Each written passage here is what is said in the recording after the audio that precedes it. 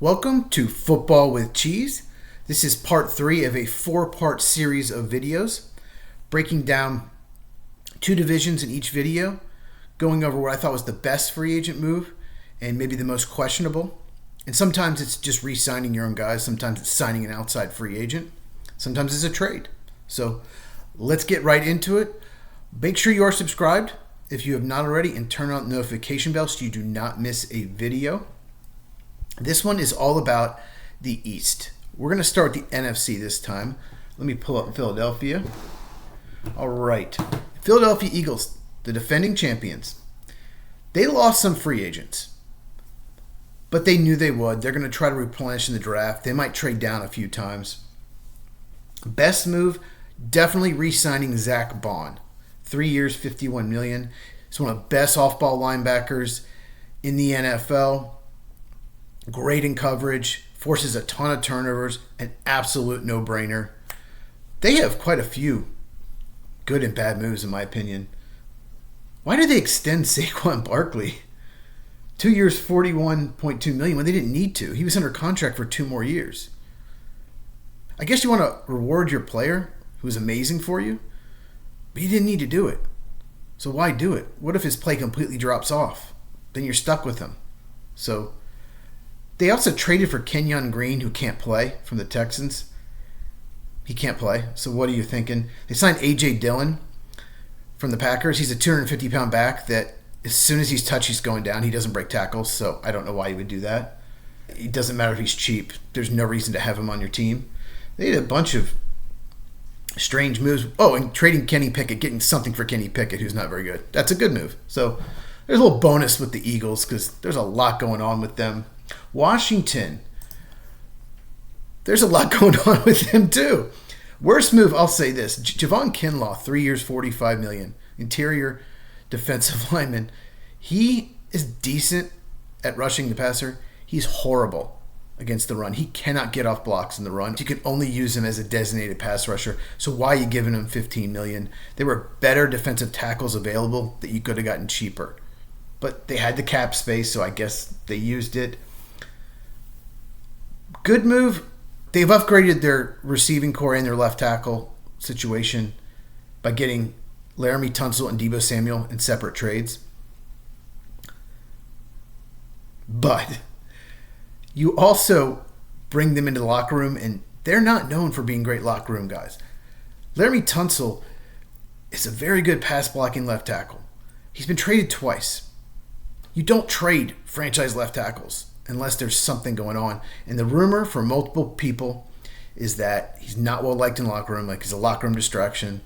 If you remember on draft day, a video of him was released of him smoking weed through like a gas mask. So he doesn't always have the best judgment. Let someone record that right before the draft.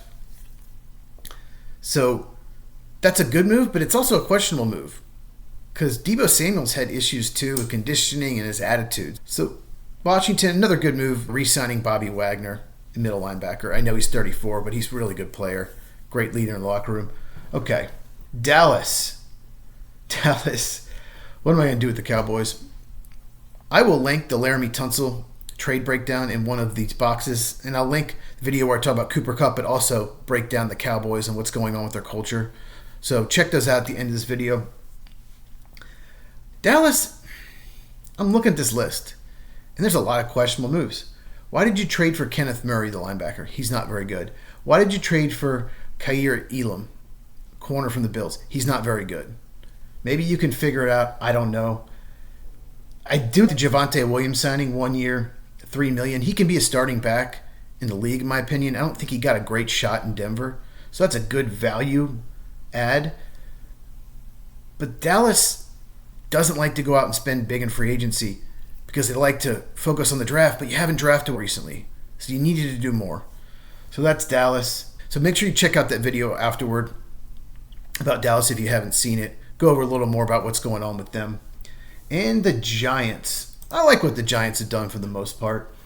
Best move is signing Paulson Adebo, a corner, and Javon Holland, a safety, to improve their secondary.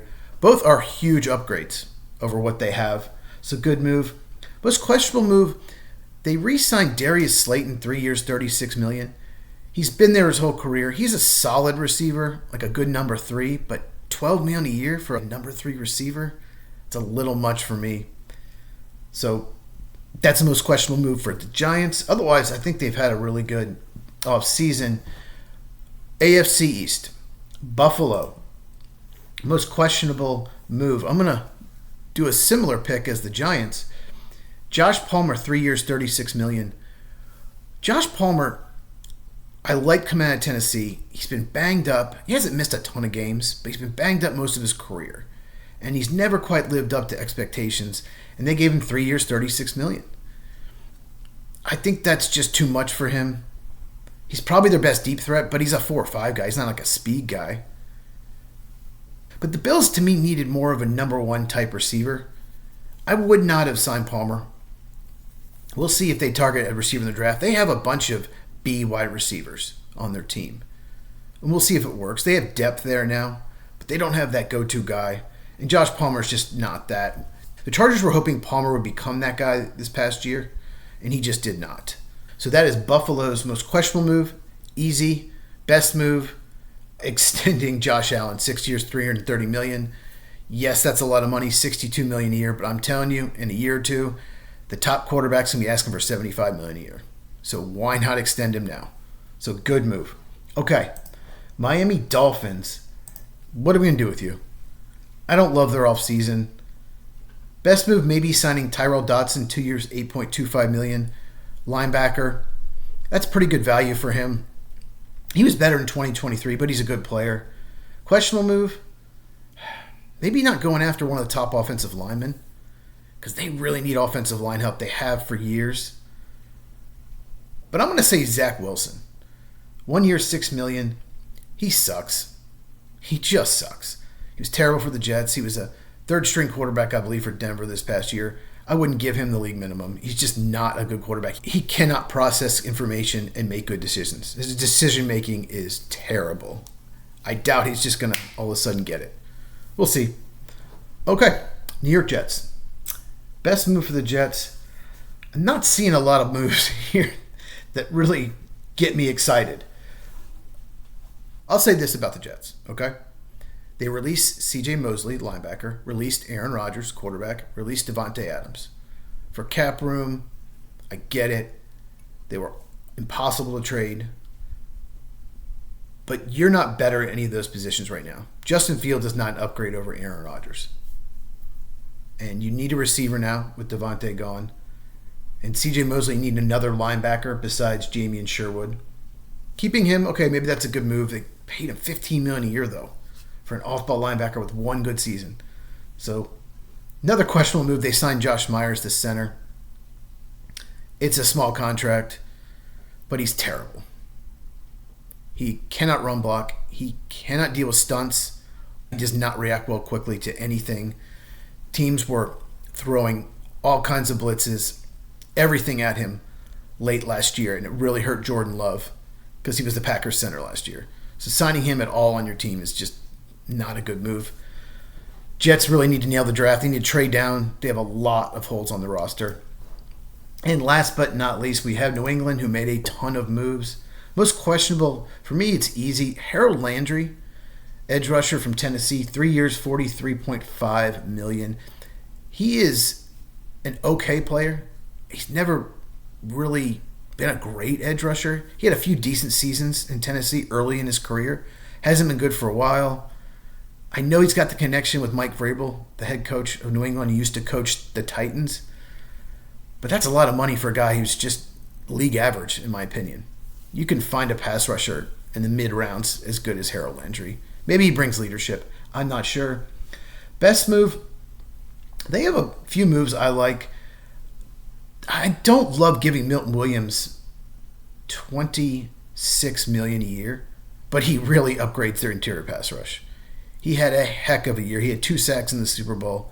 That's a lot of money, but they have the cap room, so I get it. But I think Morgan Moses is my favorite move. I know he's in his 30s, but he's a solid right tackle. He's a good run blocker. You have to keep Drake May alive. This offensive line was so bad last year. It's amazing he didn't die. You have to keep him upright. And a veteran leader like Morgan Moses, plug and play right tackle, good move. That is the AFC East and the NFC East. Okay, one division left is the South. That video will probably come out later today, so make sure you check that out. Comment down below. Any of these teams, did I forget something? Was there a move that you thought was better or worse? Make sure you are subscribed. Okay, you know how it works. Turn the bell for notification. Like this video.